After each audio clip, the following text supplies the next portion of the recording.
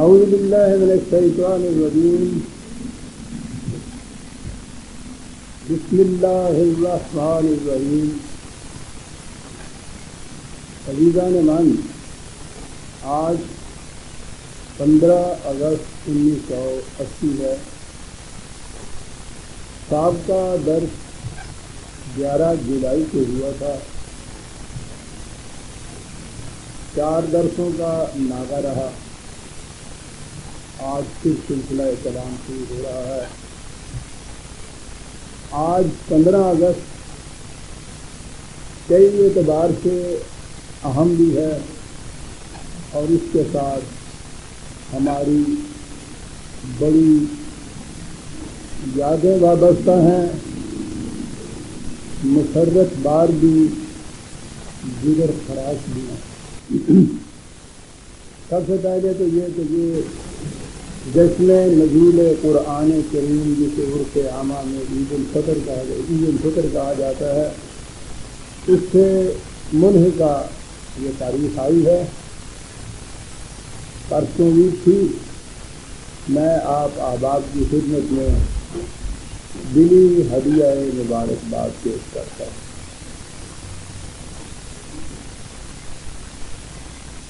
پندرہ اگست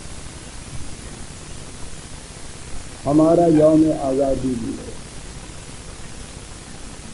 اس اعتبار سے دوسری بار آپ کی خدمت میں مبارکباد پیش کرتا ہوں۔ 15 اگست 1947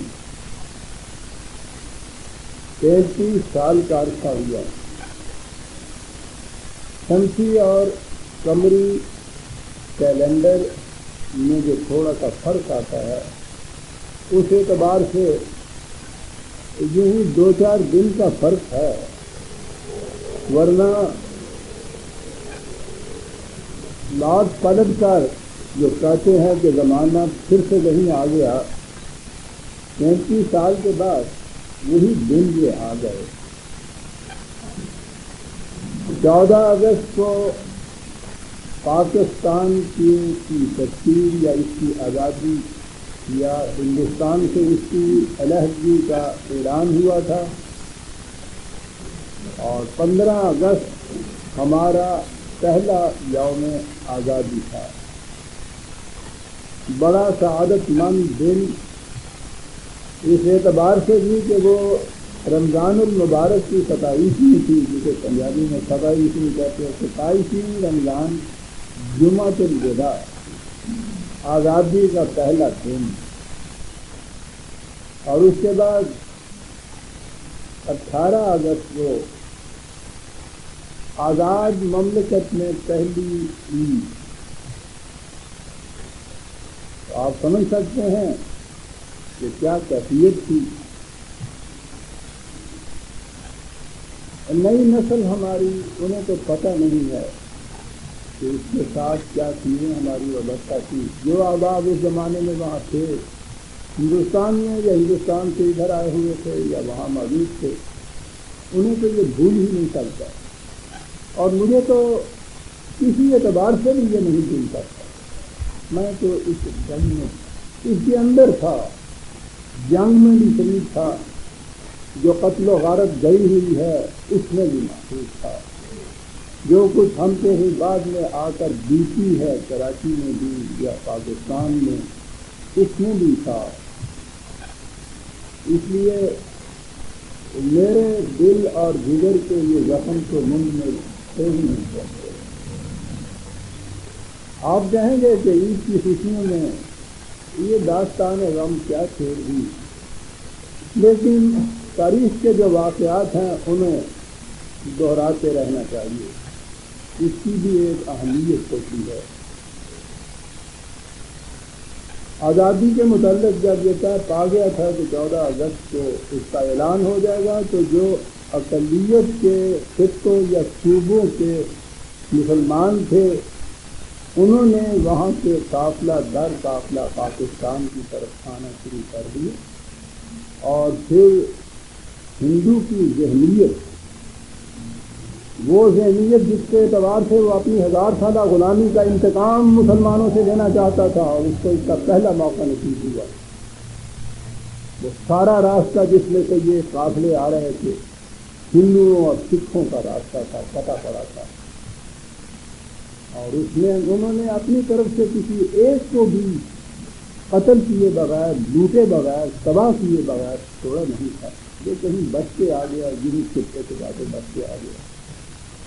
سیکریٹریٹ کی ہمارے دلی سے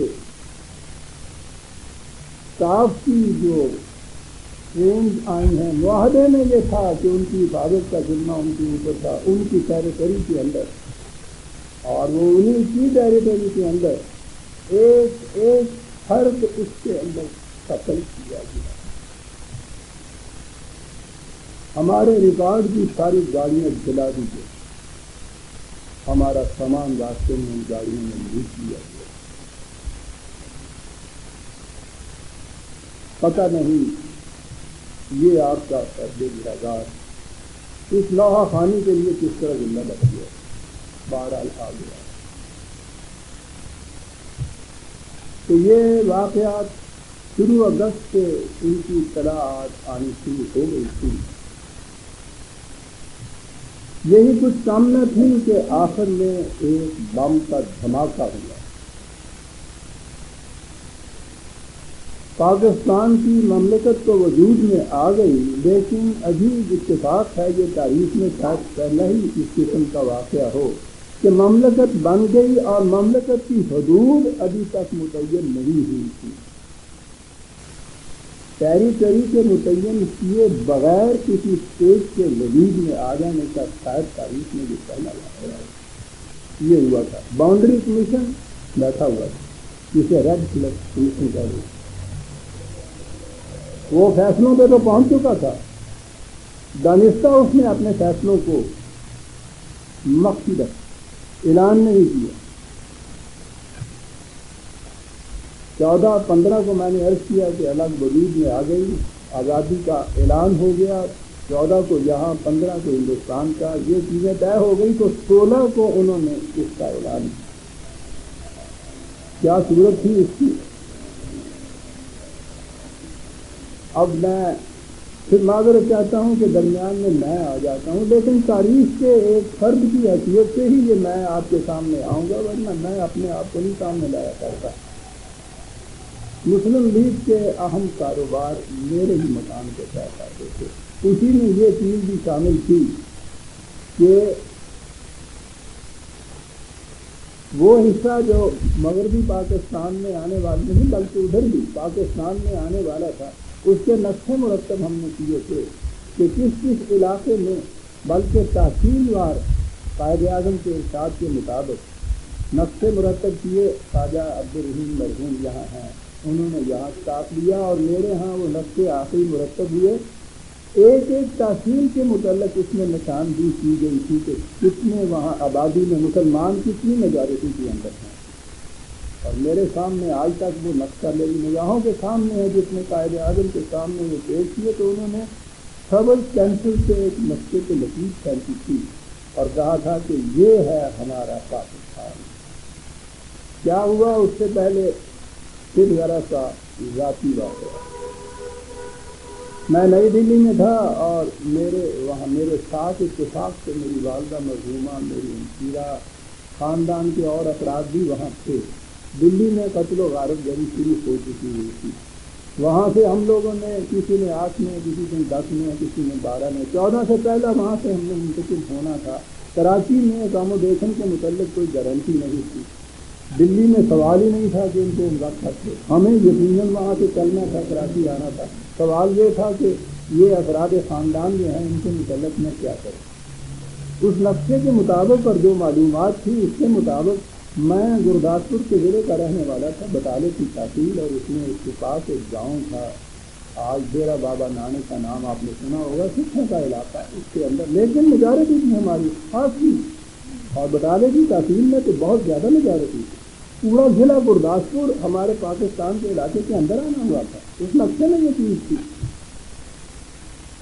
قائد اعظم کس قدر مطمئن تھے اور ان کو کتنا یقین تھا کہ کہ میں نے جو یہ کہا کہ مجھے اپنے ہی افراد خاندان کے متعلق کیا کرنا تھا کہ کیا کیا جائے، تو مجھے بھی معلومات تو تھی، لیکن اور زیادہ توثیق کے لیے میں نے مناسب سمجھا کہ قائد اعظم علیہ الرحمہ سے ان سے مشورہ کر لیا کہ کیا کرنا چاہیے۔ تو ان سے میں نے پھر وہ دس بات ان سے میں نے یہ پوچھا، انہوں نے مسکرا کر کہا کہ وہ نقشہ تمہارا ہی تو مرتب کیا ہوا ہے۔ میں نے کہا کہ یہ ٹھیک ہے، لیکن ابھی وہ باؤنڈری کمیشن جو ہے وہ بیٹھا ہوا ہے، تو لگے وہ 9 تحصیلیں تھیں اس میں ان علاقوں کی جس میں مسلمانوں کی خاصی اکثریت تھی، اور گرداسپور کے تو ضلع میں ایک تحصیل پٹھان کوٹ کو چھوڑ کر بڑی خاصی آبادی وہاں کثرت تھی مسلمانوں کی آبادی تھی۔ تو انہوں نے کہا کہ تم نے کہا نہیں تھا کہ تم وہاں بطالے کے رہنے والے ہو؟ جی مسکرا کر کہا، اور کہا تھا نا تم نے قادیان کے قریب؟ میں نے کہا جی ہاں۔ کہنے لگے چودھری ظفر اللہ تو آپ کو معلوم ہے کہ باؤنڈری کمیشن کے ہیں، تو قادیان کو تو وہ جان دے دیں گے، اس کو تو جانے نہیں دیں گے، اور پھر وہ ضلع گرداسپور جو ہے اس میں تو اتنی اکثریت ہے، تو تم تو وہاں کے رہنے والے ہو، تو تمہیں تردد کس بات کا ہے؟ میں نے کہا آپ کو میں نے توثیق چاہیے ہے کہ شاید کوئی اور ڈیولپمنٹ ہوئی ہو، کہنے کہ کچھ اور ہو یا نہ ہو، ضلع گرداسپور سے متعلق کے تردد کچھ نہ کرو، بھیجو گھر بچوں کو۔ میں نے 3 اگست میں وہاں سے انہیں بطالے کی تحصیل میں ڈیرہ بابا نانک کے قریب ہمارا گاؤں تھا، وہاں بھیج دیا، اس اطمینان کے ساتھ کہ سب سے زیادہ محفوظ علاقہ ہے ہمارا۔ اور جب آزادی کا اعلان ہوا تھا تو یہ مسلمان ان تحصیلوں کے جو تھے جن کو یہ یقین تھا، انہوں نے اس دھوم دھام سے یہ جشن منایا تھا، اور وہاں کی وہ ہندو اور سکھ آبادی میں سمجھتا ہوں وہ دیکھ رہی تھی کہ 2 ہی دن کی بات ہے یہ۔ 16 اگست کی شام کو یہ اناؤنسمنٹ ہوئی کہ وہ 9 کی 9 تحصیلیں جو تھی وہ ہندوؤں کے علاقے میں انہوں نے دے دی۔ جن علاقوں میں پہلے پتہ تھا کہ ہم کو اقلیت میں ہے، ہم نہیں رہ سکتے، ان کا تو پھر بھی یہ تھا کہ کچھ نہ کچھ انہوں نے سوچ تو رکھا تھا کہ ہم نے کیا کرنا۔ یہ جو تھے علاقے جن کے متعلق یقین تھا کہ یہ پاکستان کے اندر ہے، سوچنے کی بات نہیں، میں نے عرض کیا نا پتہ نہیں میں اور میرے جیسے اور کتنے ہوں گے، ہم نے اپنے بچوں کو وہاں بھیج دیا۔ 16 کی شام کو یہ اناؤنسمنٹ کا ہوا، 17 کا دن اس میں گزرا کہ وہاں سے کوئی خبر تو آئے، خبر کے ذرائع انہوں نے پہلے منقطع کر دیے گئے تھے۔ 18 کی صبح کو پہلی عید تھی، وہاں گاڑیاں جو ادھر تک جا رہی تھی خون سے بچی، زندہ انسانوں کی بجائے وہاں سے انسانوں کے جسموں کے ٹکڑے ملے تھے اندر۔ یہ علاقے جو تھے اکثریت کے ہمارے 9 تحصیلیں اور کم از کم ایک پورا ضلع ایک دن کے اعلان وہ سارے کے سارے ان کے جیسے بھیڑیوں کے جنگل میں کسی انسانوں کو گھیر کے دے دیا جائے۔ اس حالت میں وہ پہلی عید ہم سے آئی۔ ہندوستان میں تھے تو میں تو جنوبی تھا، کیا کہتے ہیں، ہر عید کے بعد عام طور پہ احباب آیا کرتے تھے، چشمے پور نم سے ایک دن بنایا کرتا تھا، سنایا کرتا تھا کہ بھائی عید آزاداں تو ہے ملک و دین، عید معصومہ ہجوم مومنین۔ عید تو میں نے کہا آزاد لوگوں کی عید ہوتی ہے، معصوموں کی عید کیا ہے، ہجوم ہے، اکٹھا ہو گیا۔ وہاں جو آئے تو ذہن میں یہ تھا کہ اب عید آزاداں جو ہے اس کی پہلی عید ہمیں مجسس ہوگی، وہ ساری خوشیاں ہمارے ذہن میں تھیں، اور پہلی عید ہمیں جو آئی اپنی آزاد مملکت میں تو وہ اس کیفیت سے عید آئی تھی۔ عجیب کیفیت ہے، میں اس کیف اور سرور کو نہیں بھول سکتا جو میں نے وہاں اس عید کی 2 رکعتوں میں مجھے سعادت نصیب ہوئی۔ قائد اعظم اصلی اپنے سے اس کے بین بالکل صحیح ٹھیک پچھلی طرف میں بالکل ان کے پیچھے میں کھڑا تھا، ایک عظیم شخصیت جس نے ہندو جیسی قوم کی غلامی کی زنجیروں سے چھڑا کر ہمیں آزادی دی۔ وہ مرد مومن جنہیں میں 10 سال کے قریب سے جانتا تھا، دل بھی مومن، دماغ بھی مومن، بڑی بلند شخصیت، اور ان کے پیچھے یہ سعادت کہ 2 رکعتیں نماز کی ادا کی گئی۔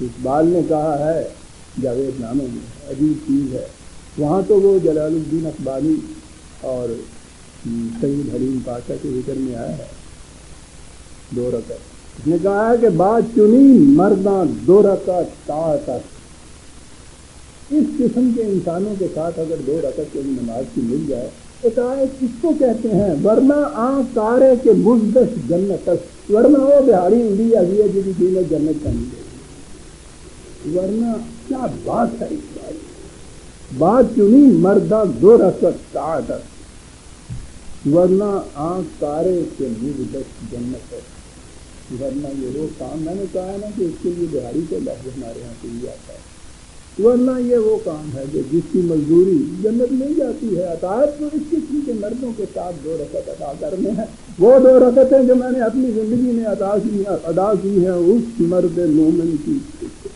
صف کے پیچھے کھڑے ہو کے ان کے ساتھ ساری عمر ان کا کیا تو سرور نہیں بھول سکتا، لیکن اس عید کے بعد جب وہ کھڑے ہوئے اور ہجوم کر کے لوگ ملنے کے لیے جا رہے تھے، ان کی آنکھوں کا جو نم تھا 1000 داستانیں مجھ سے وہ کہہ رہی تھی، عید کی خوشی میں مل رہے تھے لوگوں سے، جگر میں 23 لب ہنسنے سے مجبور، یہ تھی وہاں کی زندگی ان کی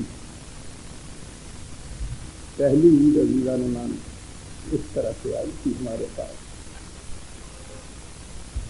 اور پتہ نہیں یہی عرف عامہ میں کہتے ہیں کہ یہ کوئی نحس ہوتی ہے یا کچھ ہوتی ہے، میں یہ تو نہیں جانتا، لیکن وہ پہلی عید جس طرح سے غم علیہ گزری، 33 سال ہو گئے، 33 عیدیں آئیں، ایک عید بھی تو خوشی کی نصیب نہیں ہوئی ہے، پتہ نہیں کہ اس طرح ایسی پڑ گئی پہلی عید کی ہمارے یہاں، میں کچھ نہیں کہہ سکتا کہ کیا ہوا۔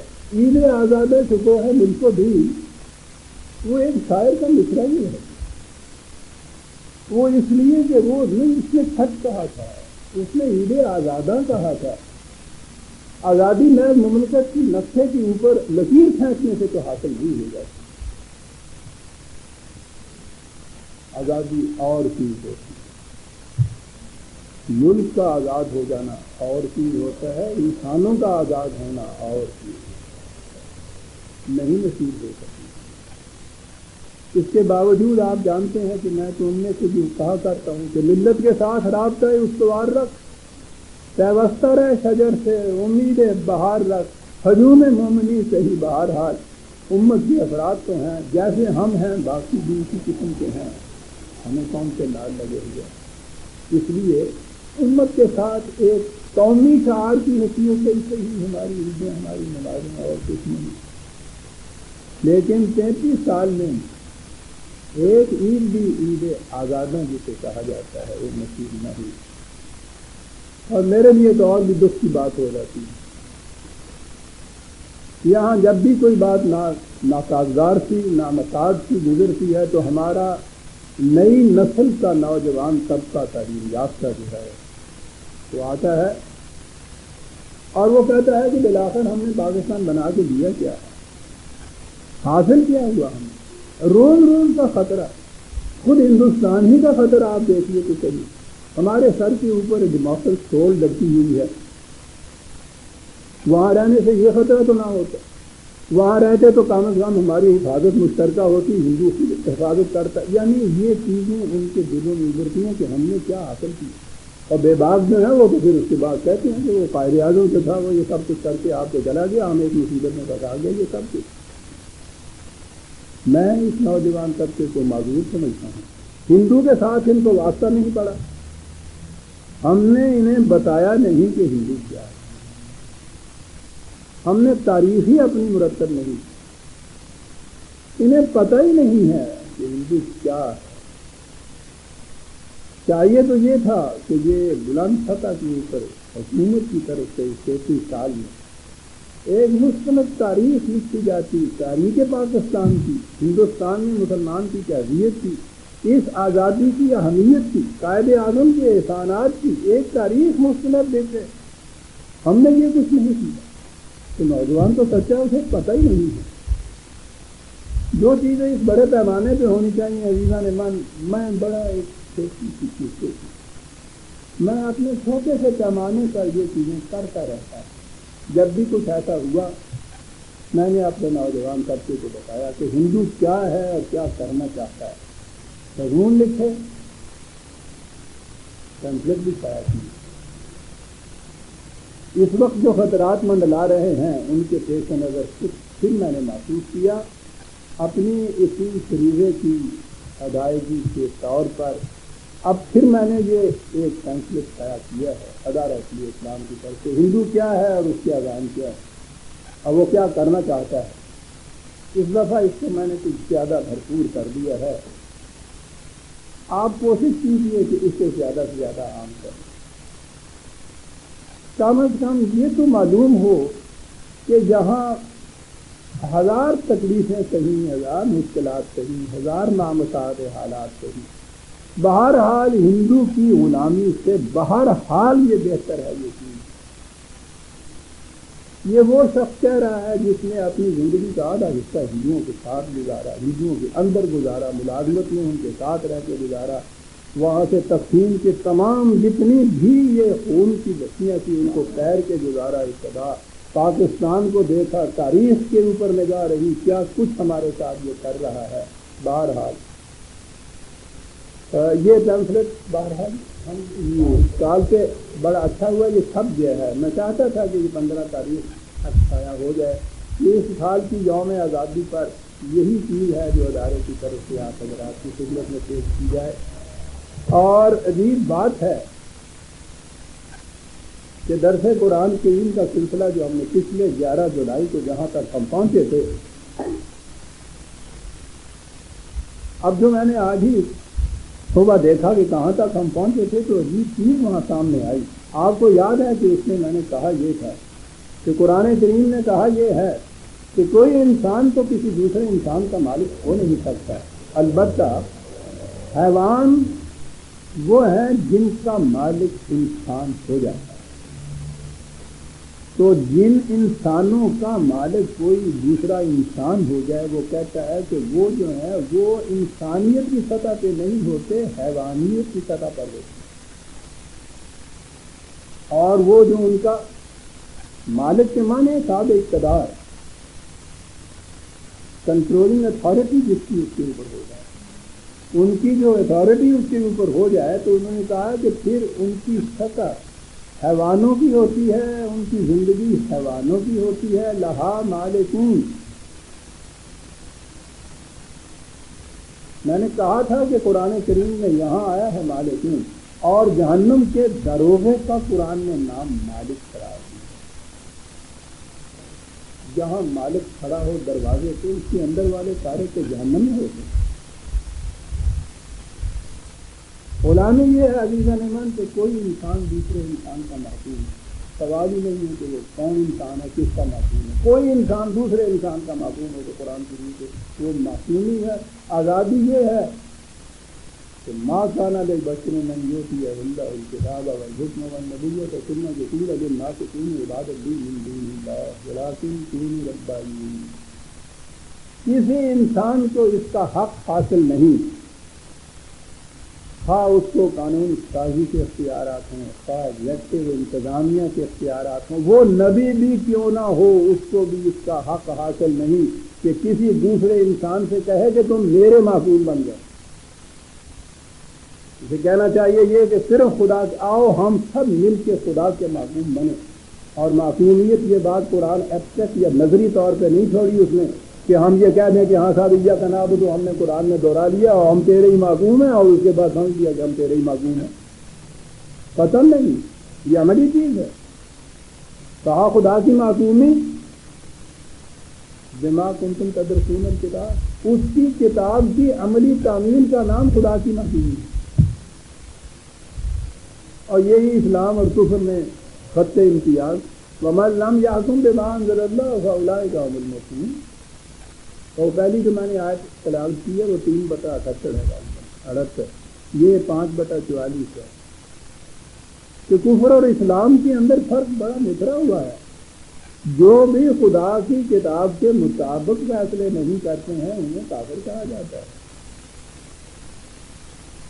اور یہ جو ہیں جو خدا کی کتاب کے مطابق نہیں کریں گے بہرحال انسانوں کے مطابق کریں گے. اس کی شکل کچھ بھی کیوں نہ آپ کر لیں, انسانوں کے بنائے ہوئے قوانین کتابیں کوئی بھی جب چلیں گے تو آزادی نہیں ہوگی, وہ معصومی ہوگی, اسلام نہیں ہوگا, کفر ہوگا.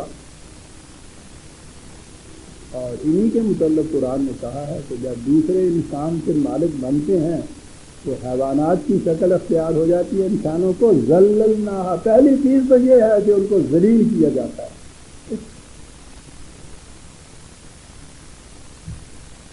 معصومی اور جہنمی زندگی کی پہلی جانب انسان کو ذلیل کیا جائے گا. وَلَقَدْ كَرَّمْنَا بَنِي آدَمَ 17/70. تمام انسانوں کو محض انسان ہونے کی جہت سے ہم نے واجب التکریم پیدا کیا ہے. یوں ہی کسی انسان کی ذلت نہیں ہو اور ان کی تکریم میں فرق آ جائے, سمجھ لیجئے کہ وہ انسانیت کی سطح پہ نہیں, وہ اسلام نہیں, وہ کفر ہے. تو قرآن نے کہا ہے لہا مالکون وذللناہا, پھر کیا کرتے ہیں وہ جو حاصل ہوتی معصوموں کے ساتھ. فمنہا رکوبہم, ان کے سواری کرتے یعنی حیوان اور یہ انسان جو انسانوں کے معصوم ہوتی ہیں ایک درجے پہ لاد کے وہ کہتا ہے کہ پھر تو ان سے سواری کرتے ہیں, ہمیں نہ یاکلون, ہڑپ کر جاتے ہیں, کھا جاتے ہیں. وَلَهُمْ فِيهَا مَنَافِعُ وَمَشَارِبُ, خون تک پی جاتے ہیں, طرح طرح کے ان سے فائدے اٹھاتے ہیں, طرح طرح کی خدمتیں لیتے ہیں. حیوان و معصوم انسان کی یہ کیفیت ہوتی ہے. اور جو میں نے کہا نا کہ صبح ہی آج میرے ذہن میں یہ آیا, کہا افلا یشکرون, کہا یہ انسان کے جنہیں ہم نے انسانوں کی معصومی سے چھڑایا ہے ان سے پوچھو کیا اس کا یہ شکریہ ادا نہیں کرتے. آج ہی یہ بات ہوئی کہ یہ تو ہمارے متعلق کہا گیا, ہم اس کا شکریہ ہی ادا نہیں کرتے. کہتے یہ ہے کہ یہ کیوں کر دیا جائے, کاہے کے لیے منا لیا ہم نے, یعنی جذبہ تشکر نہیں ہے. تکالیف کا ہونا اور بات ہے, نابسادات حالات کا ہونا اور بات ہے, لیکن یہ جو چیز ہے کہ اس کا تو جذبہ تشکر ہونا چاہیے تھا کہ تم یعنی وہ آپ دیکھیں گے اس کے اندر اس کی ذہنیت ہندی چیز تھی, دنات تھی, کمینگی تھی, تنگ نظری تھی, ہمدردی تھی. وہ سیڈسٹک اس کی ذہنیت تھی سائیکولوجیکلی, دوسرے کو اذیت دے کے وہ خوش ہوتا تھا. کالی دیوی اس کا معبود تھا, اس کا خدا تھا. 4 ہاتھ, چاروں کے اندر تلواریں, سرخ رنگ کی زبان اتنی باہر نکلی ہوئی, اس قدر ڈراؤنی آنکھیں اس کی, یہ ان کے منظر سے باہر ہوتا تھا. اور ہم روز اس کو دیکھتے, بس نہیں یہ کہا تھا نا کہ تم مجھے یہ بتا دو فلاں قوم نے اپنی پرستش کے لیے کس قسم کا خدا تجویز کر رکھا ہے, میں اس قوم کی پوری کیفیت, ذہنیت, فلسفہ, تہذیب سب کچھ تمہیں بتا دوں گا. یہ تھی وہ قوم. غیر ہندو تو ان کی نگاہوں کے اندر انسان نہیں ہوتے, نیکسٹ کہتے تھے ان کو, ویسی درندے. خود اپنے ہاں جن کو وہ ہندو کہتے تھے ان میں انہوں نے ورنوں کے ذریعے سے براہمن, آپ پیدائش کی روح سے براہمن, یعنی کسی کوالیفیکیشن یا میرٹ کی روح سے نہیں ہے, ایک طبقہ ہے وہ پوری کی پوری حکومت کا حق رکھتا ہے. اس کے بعد دوسرے درجے کے اوپر انہوں نے 75 کو بنایا کہ گائے کے سینگ یہ پکڑے گا, دودھ وہ براہمن جو ہوگا, بس دودھ گائے یہ ہو گئی. اب باقی رہا اس کا چارہ, اس کا گوبر وغیرہ, یہ کچھ کرنا. کچھ ویس بنائے انہوں نے کہ وہ چارہ وارہ کا انتظام کرے, وہ سودر بنا دیے کہ وہ یہ خدمت گزاری اس کی کرے. خود اپنے ہاں کے یہ جو ہندو تھے ان کو تقسیم جو کیا, آج بھی جہاں صدر انڈیا کے اندر یہ سودر زیادہ ہیں, وہ سڑک پہ نہیں چل سکتے جس سڑک کے اوپر براہمن چلتا ہے. جہاں بھی وہ چلتے ہیں ان کو ایک گھنٹی اپنے پاس رکھنی پڑتی ہے جو وہ کھٹ کھٹ کرتے جائیں کہ وہ براہمن دور سے سن کے الگ ہو جائیں, کیونکہ اگر کسی براہمن پہ شودر کا سایہ پڑ جائے, براہمن کو تو بنارس جانا پڑتا ہے اور شودر کو قتل کر دیا جاتا ہے. آج بھی ان کے کسی کنویں سے اگر کوئی شودر پانی بھر لیتا ہے تو آپ نے اخباروں میں آئے دن دیکھا ہوگا، پوری کی پوری ان کے گاؤں کی ساری جھونپڑیاں جلا دیتے ہیں، ان کے بچوں کو لا کے اپنے ہاں کے مندروں میں دیوتاؤں کے سامنے قربانی دیتے ہیں ان کی، اپنے ہاں کے ہندوؤں کا ہی ایک ورم آپ سوچ لیجیے۔ تو میں نے دیکھا یہ کہ قرآن کریم نے جو کہا ہے افلا یشکرون، تو کتنا بڑا یہ ثانیہ قابل تشکر ہے، قابل شکر گزاری ہے۔ اس قسم کے جس مالک جسے قرآن نے کہا، اس قسم کے حاکم اور حکومت کا انہوں نے رکھا انداز ایسا تھا کہ بات کسی کوئی پہچان بظاہر پہچان نہ سکے تو کیا کہہ رہے ہیں جمہوریت ہوگی جی، ڈیموکریسی یہاں ہوگی۔ ڈیموکریسی کیا ہوگی؟ اکثریت کی حکومت، مذہب کے اعتبار سے اکثریت وہاں ہندو کی انکنورٹیبل، یعنی وہ کبھی بھی اقلیت میں نہیں جا سکتے، مسلمان کبھی اکثریت میں وہاں نہیں آ سکتا، اور نام ہے اس کی جمہوریت۔ مستقلاً ان کی حکومت ہندو کے اوپر، ساری دنیا نے یہ چیز کی ہے کہ ڈیموکریسی حکومت جمہوریت ہے، کسی کو گلا ہی نہیں ہونا چاہیے۔ یہ تھا وہاں کا انداز، وہاں سے نکال کے یہ خطہ زمین پہ ایسا مل گیا۔ باہر ہے افلا یشکرون، شکریہ کیا تھا؟ کیا خدا اس کا محتاج ہوتا ہے ہم اسے کہیں کہ تھینک یو، کیا ویری کائنڈ آف یو؟ یہ بات تو ہے نہیں کہ شکر کے یہ معنی، شکر کے معنی اس نے اگلی آیت میں کہا کہ لگا نا شکر گزاری یہ ہے کہ وَاتَّخَذُوا مِن دُونِ اللَّهِ آلِهَةً، ان کو چاہیے یہ تھا کہ صاحب اقتدار صرف اس کو مانتے، اسے چھوڑ کے انسانوں کو صرف صاحب اقتدار مان لیا انہوں نے، یہ شکر گزاری ہے ان کی۔ کیا بات ہے، خود بتایا کہ جو ہم نے کہا ہے کہ یہ شکر گزار نہیں، اگلی آیت میں بتایا کہ شکر گزاری کے مفہوم کیا تھا۔ یہ ہم آگے سورہ یاسین کی آیت 73 پہ جہاں سے آج کا درس شروع ہوتا ہے، کاہے کے لیے یہ دوسرے انسان کو لعلہم ینصرون، لعلہم ینصرون، ہر ایک اپنے مفاد کی خاطر دوسروں کو خدا بنانے لگ گئے کہ یہ میرے ناصر اور میرے حامی اور مددگار ہیں، یہ کچھ ہونا چاہیے۔ کہا یہی فکر کیا، حالانکہ لا یستطیعون نصرہم، کہا ان کو یہ معلوم نہیں ہے کہ یہ سارے مفاد پرست ہوتے ہیں، کوئی دوسرے کی مدد نہیں کرتا بغیر اپنے پرپز اور اپنے مقصد کے۔ جس وقت میں ان کا وہ مقصد پورا ہو گیا، تم پوچھو نہیں کس طرح سرکار کے رکھنے میں تم،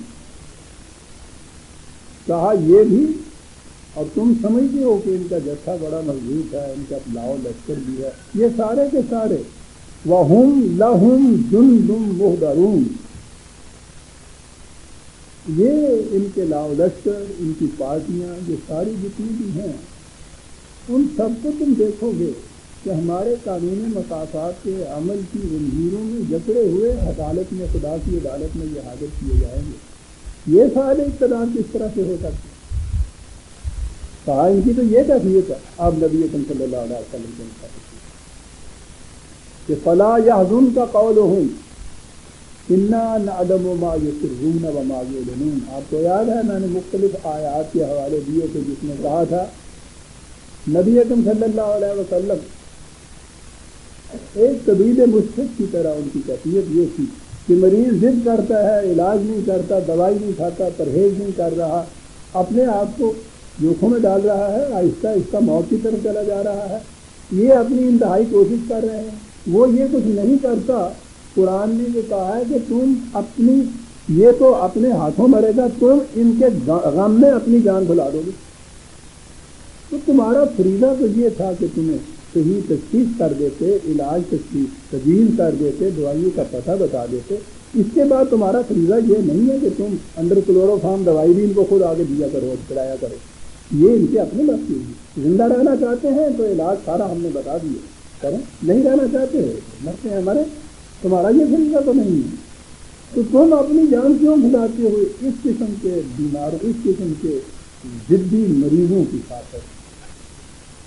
اس لیے لاج ہے ان کا۔ پھر یہ تھی کہ جو یہ باتیں کرتے ہیں تمہارے متعلق، تمہارے اس نظام کے متعلق، تمہاری ساتھیوں کے متعلق، اس سے بھی تم معلوم ہو جاتے ہو، اس کی پرواہ نہ کیا کرو۔ بڑے تنگ نظر ہیں یہ لوگ، کرنے تو جو کچھ یہ باتیں کرتے ہیں کچھ نہیں بگاڑ سکیں گے۔ انا نعلم ما یسرون وما یعلنون، تو جن میں سے وہ بھی ہیں جو منافقت کے طور پر آ کے تمہارے ساتھ ہم نردی کی کچھ باتیں کرتے ہیں، ہم وہ بھی جانتے ہیں کہ جو کچھ ان کے دلوں میں۔ سب سے بڑی چیز جو جس پہ مدار ہے سارا صحیح معاشرے کا، انسانیت کے اخلاق کا، افراد کے کیریکٹر کا، وہ صرف یہ ایک بات ہے عزیزان من، جسے ایمان بالآخرت کہتے ہیں۔ یہ نظری چیز نہیں ہے، سارا دار و مدار انسان کے کردار کا، سیرت کا اس چیز کے اوپر ہے کہ میرا کوئی عمل، میرا کوئی کام، حتیٰ کہ دل میں گزرنے والا خیال اور ارادہ بھی بغیر نتیجہ پیدا کیے نہیں رہ سکتا۔ اب ایک ہی چیز ہے کہ زندگی میں وہ دیکھتا ہے کہ نتیجہ تو پیدا ہو نہیں رہا، جو جینے آئے نتیجے کرتے چلے جاتے ہیں، کوئی ان کو پوچھنے والا نہیں، عیش کرتے ہیں، زندگی میں عیش کرتے ہیں، مرنے کے بعد بھی بڑے شاندار مقبرے بنتے ہیں۔ خام خواہ کے لیے یہ کہہ رہے ہیں کہ ہر برا عمل اپنا نتیجہ پیدا۔ یہاں وہ بات شروع ہوتی ہے کہ زندگی کسی سانس کی آمد و رفت کا بات نہیں کہ یہ ختم ہوا اور تم نے کہا کہ چلو معاملہ ختم ہو گیا، ان کو تو اس کے متعلق نتیجہ ہی نہیں برآمد ہوا۔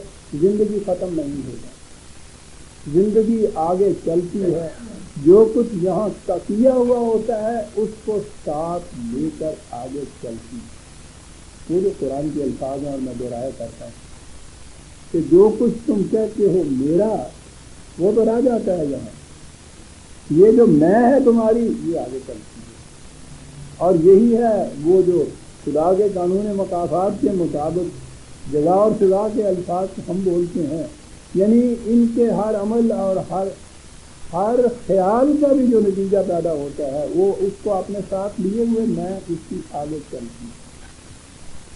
یہ ہے ایمان بالآخرت عزیزان من، اس پہ ہے دار و مدار سارا آپ کے یہاں کے انفرادی کیریکٹر کا اور اجتماعی سیرت اور کردار۔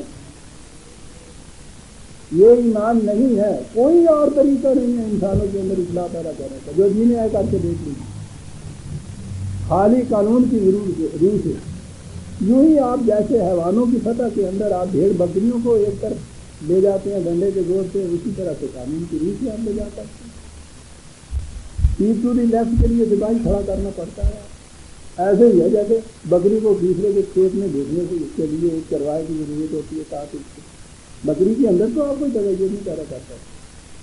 یہاں بھی قانون کی روح سے تغیر کیا پیدا کرتی ہے؟ سائیکل والا جو ہے دور سے دیکھتا ہے وہاں چراہے پہ کہ کوئی وہ لال پگڑی والا تو نہیں ہے، اب تو خیر وہ لال پگڑی بھی نہیں ہے، پتہ نہیں کیا ہوتا ہے چلتے ان کو، یعنی اگر اسے معلوم ہو کہ وہاں سپاہی کھڑا نہیں ہے تو اس چکر میں دائیں طرف جانے سے کچھ 2 پاؤں کا فرق پڑتا ہوگا سائیکل کے اوپر، وہ بائیں کی طرف نہیں جاتا، دائیں کی طرف لمبلاتا ہوا جاتا ہے تو سیٹی بھی بجاتا ہے کہ دیکھو میں نے کتنا کارے نمایاں کیا ہے۔ یہ بات سپاہی کھڑے کرنے سے اندر کی تبدیلی نہیں آتی۔ یہ الفاظ نہیں ہے ایمان بالآخرت جسے کہا جاتا، یہ تغیر ہے اندر کہ سپاہی یہاں ہے یا نہیں ہے اس کی مجھے پرواہ نہیں ہے، میں نے اگر غلط طرف میں نے رخ اپنا کیا اس کا نتیجہ مجھے بھگتنا پڑے گا۔ یہ ہے ساری بات۔ کہا کہ یہ جو اس قسم کی چیزیں کرتے ہیں، میں پھر ضمن عرض کروں کہ یہ اس وقت تک تو ٹھیک ہے، ہم اس کو اگروئے ایمان مانتے چلے آ رہے تھے، تھوڑی بہت اس کے اندر ہم دلیلیں بھی دیتے تھے۔ عجیب بات ہے کہ پاسباں مل گئے کعبے کو صنم سامنے۔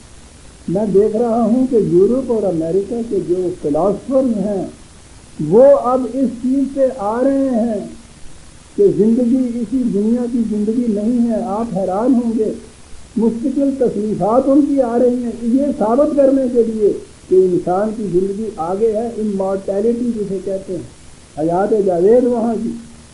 پہلے یہ بات لمبی ہو جائے گی، وہ سائیکالوجی کے ڈاکٹر جونگ وغیرہ جو تھے، جونگ سروائیول تک پہنچا تھا کہ مرنے کے بعد زندگی ہے، یہیں تک کہتا تھا، میں آگے نہیں کچھ کہہ سکتا۔ اب وہ آگے گئے ہیں اور وہ سروائیول ہی نہیں، اس کو کہتے ہیں مارٹیلٹی تک کیا ہے۔ یہ وہاں ہو رہا ہے۔ اگلے دنوں یہاں وہ ایک آیا تھا وہاں کا philosopher professor Lewis, Ivor D Lewis, 2-3 lecture بھی اس نے دیے۔ اس نے 3 کتابیں تو مجھے اس کی مل گئی ہیں، ایک عزیزہ کے توقع سے۔ اس کا تھیم ہی اس کی یہ، اور وہ اس کے اندر بڑے بڑے فلاسفر اور شامل ہیں کہ جو اس سے انکار کرتے تھے، وہ ان کے ساتھ اس میں بحث بھی کرتا ہے۔ آخری کتاب جو آج کل ہے وہ دی سیلف اینڈ امارٹیلٹی، یعنی میں کہہ یہ رہا تھا کہ آج یہ چیز ہمارے ہاں صرف ان دیکھے ایمان کی نہیں رہی، وہ لوگ اسے فلسفے کی سطح پہ، سائیکالوجی کی سطح پر اسے ثابت کر رہے ہیں کہ زندگی اسی دنیا کی زندگی نہیں ہے، سیلف آگے چلتا ہے، امارٹیلٹی حاصل کر سکتا ہے۔ قرآن بنیاد اس کی قرار دیتا ہے کہ تغیر زندگی کے انسان کے اندر اس ایمان سے آ سکتا ہے۔ اسی لیے یہ کہا اولم یری الانسان انا خلقناہ من نطفۃ فاذا هو خصیم مبین۔ تو یہ بات کہ اس کے بعد انتہا میں آگے چل کے کیا ہوگا، ٹھیک ہے، ان کی نظروں سے یہ تو انہیں پتا ہے نا کہ ان کی اپنی تخلیق کی ابتدا کس طرح سے ہوئی تھی۔ کہو کہ ان کے یہاں کا بڑے سے بڑا دانشور بھی اگر یہ چیز یوں عملاً سامنے نہ آتی تو کوئی یہ کہہ سکتا تھا کہ جہاں سے وہ جرثومہ حیات، جہاں سے یہ ابتدا ہوتی ہے کسی جنین کی، سمجھ لو رہنے مادر میں، صرف وہ اس کے سامنے ہوتا اور کچھ نہ ہوتا تو وہ آسمان کے تارے توڑنے والا بھی کبھی نہ کہہ سکتا کہ اس کے اندر ایک انسان پوشیدہ ہے۔ تو انسان تو اس ایک جرثومے کے اندر پورا انسان پوشیدہ ہوتا ہے۔ تو ہمارے متعلق یہ کہنا کہ کل کو اگر ہم مر گئے تو پھر اس کے بعد زندگی کیسے آئے گی، اس خدا کے متعلق کہنا، ان سے پوچھو کہ وہاں سے زندگی کیسے آئی تھی، اور زندگی نہیں آئی، میں نے کہ جیسا کہا ہے پورے کا پورا ہیلدی بیبی، نہایت خوبصورت بچہ اس کے اندر پوشیدہ ہوتا ہے۔ یہ کیفیت ان کی فائدہ ہوا قسیم بھی ہمارے ساتھ جھگڑنے لگ جاتا ہے، کے ساتھ کیسے کر دو گے یہ تم کیا بات؟ ان سے پوچھو کہ اس وقت اگر ہم ان سے کہتے کہ کیسے اس کے اندر سے انسان بیٹھا ہوا آ جائے گا باہر، ٹھیک ہوئی ان کے پاس دلیل اس قسم کی؟ تو جو یہ کر سکتا ہے وہ کیوں نہیں کر سکتا؟ وہ ضرب لنا مثلا وہ نسیہ خلقہ، کہنا ہمارے متعلق سے طرح طرح کی باتیں شروع کر دیتا ہے کرنے، اپنی تخلیق کو بھول جاتا ہے۔ وہ دلیل یہ دیتا ہے تو دیکھو تو صحیح، کالا من جو یہ الزام واہ رمین، کہتا یہ ہے کہ صاحب یہ جب وہ گوشت تھر جانا تو ایک طرف لگا ہڈیاں تک وہ سیدھا ہو جائیں گی، ہماری یہ کچھ بھی نہیں رہے گا، تو اس کے بعد پھر ہمیں زندہ کون کر سکتا ہے؟ یہ دلیل دیتا ہے۔ قل یحییھا الذی انشأها اول مرۃ وہو بکل خلق علیم، ان سے کہو کہ اسے وہ زندہ کرے گا کہ جس نے تمہیں پہلے سے جو عدم سے وجود میں لے آیا وہ موجود ہے ابھی تک، اس قسم کا وہ خالق جو ہے وہ کرے گا زندہ۔ وہ بکل خلق علیم، جو کچھ اس نے پیدا کیا ہے، تخلیق میں جو آ چکا ہے، وہ اس کے متعلق پوری طرح سے واقف ہے، جانتا ہے کہ اس کے اندر کیا کیا پوٹینشیلٹیز ہم نے رکھی ہوئی ہیں، ان میں سے کتنی اس زندگی کے اندر ایکچوئلائز ہو کے آ گئی ہیں، کتنی اور ابھی باقی ہیں۔ کہا ذرا غور تو کرو، الذی جعل لکم من الشجر الاخضر نارا فاذا انتم منہ توقدون۔ کیا بات ہے عزیزان، کیا بات ہے، وہی میں آ جاتا ہے انسان۔ زندگی جس چیز کا نام ہے، حرارت کا نام ہے، یہ جو خون میں آپ کے ہاں دوران خون ہوتا ہے، سرکولیشن آف بلڈ ہوتا ہے، یہ وہ جو ٹیمپریچر دیکھتے ہیں آپ، حرارت ہوتی ہے، اس کا نام ہوتا ہے۔ مر جاتا ہے انسان، جب مردہ ہوتا ہے تو اس میں حرارت نہیں رہتی، یہ چیز اس سے سارا ہی نظام جتنا ہے جامد ہو جاتا ہے، پھر بات ساری حرارت کی ہے۔ کہا یہی چیز تم کہتے ہو نا کہ اس کے بعد حرارت نہیں رہتی۔ کہا یہ درختوں کی سرسبز ٹہنیاں، ان میں کہیں حرارت نظر آتی ہے تمہیں؟ اس قدر یعنی وہ مثال جو عام شخص ایک دہقان بھی جو جانتا ہے وہاں سے وہ بات شروع کرتا ہے، فلاسفر تک پہنچا دیتا ہے۔ کہا کہیں اس کو ذرا دیکھو تو صحیح تجزیہ کر کے، اس میں کہیں حرارت کا نام و نشان ملتا ہے؟ پانی ہوتا ہے اس کے اندر، باقی چیزوں کے علاوہ نمی ہوتی ہے، گلیاں لکڑیاں تے بالدیاں بھی نہیں آئی، ان کے اندر حرارت۔ کہتا ہے کہ یہ سبز ٹہنیاں ان میں کوئی حرارت ہوتی ہے؟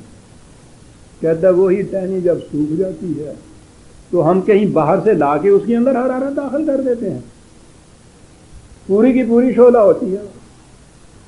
یہ آگ کہاں سے آ گئی اس کے اندر؟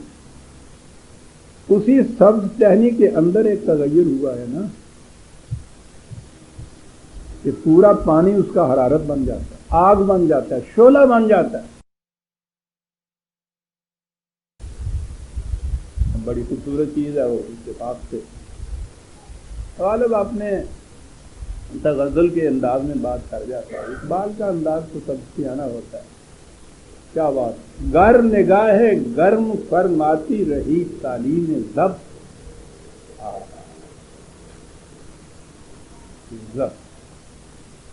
خاموش، گر نگاہ گرم فرماتی رہی تعلیم ضبط، شعلہ خصم جیسے خون رگ میں نہاں ہو جائے گا۔ شعلہ خصم جیسے خون رگ میں نہاں ہو جائے گا۔ بس یہ ہے ساری بات جو اس وقت کو نظر آتی ہے، وہ پوٹینشیلٹی پھر اسی فارم کے اندر آ جائے گی، نہاں ہو جائے گا۔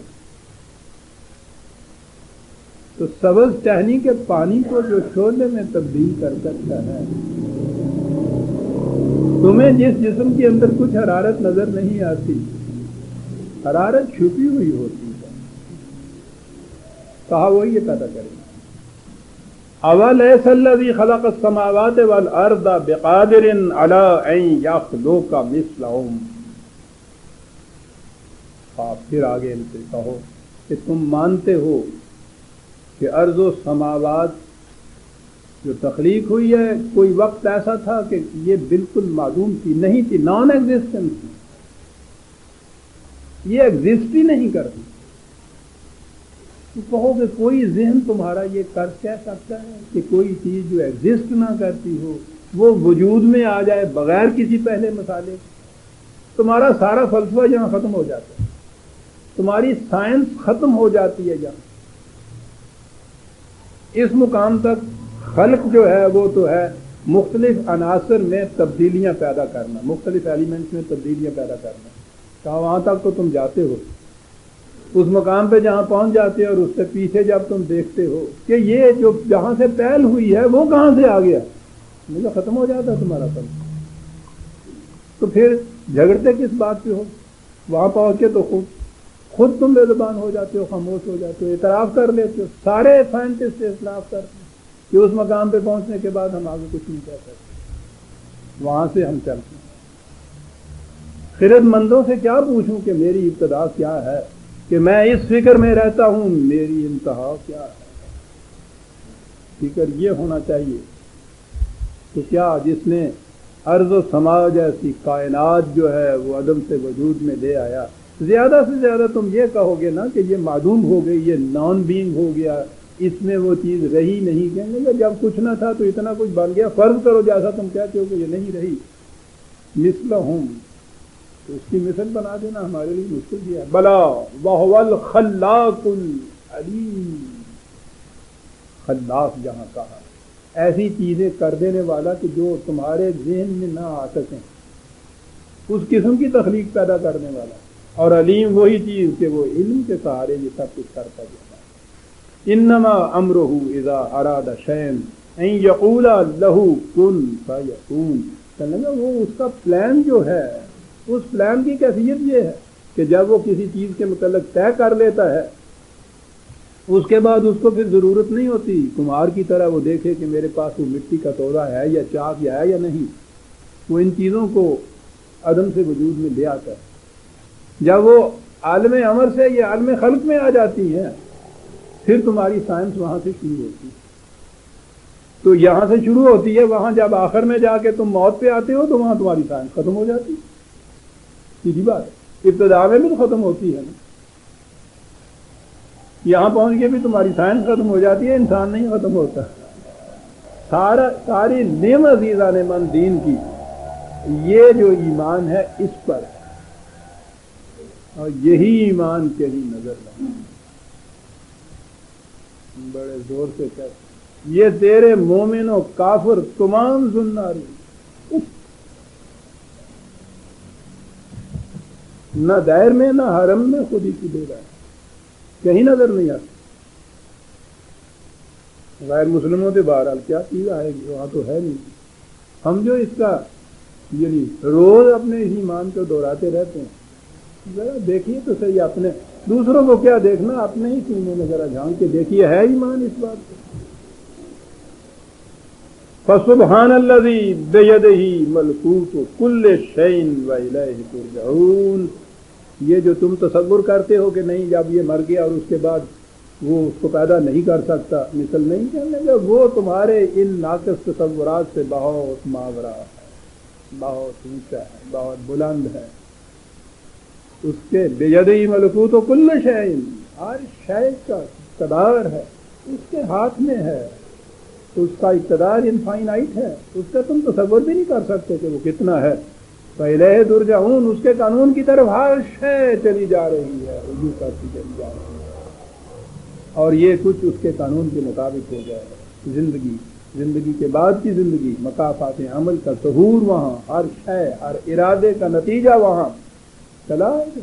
یہاں ایک نظام کی صورت، نظام قائم ہوگا یہاں تو یہاں ہو جائے گا یہ کچھ، نہ کوئی بے گناہ کسی طرح سے بھی گرفت میں آ کے کسی قسم کی بھی اذیت اس کو ہوگی، نہ کوئی گناہ گار یا جرائم والا جو ہے اس کا جرم جو ہے کسی طرح سے وہ چکا سکے گا۔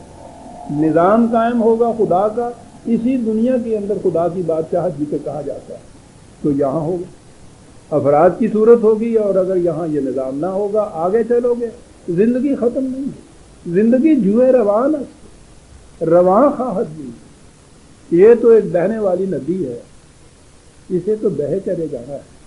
این نئے کوہنا جوانت کو جوان خواہد بھی، کیسی خوبصورت تمثیل ہے۔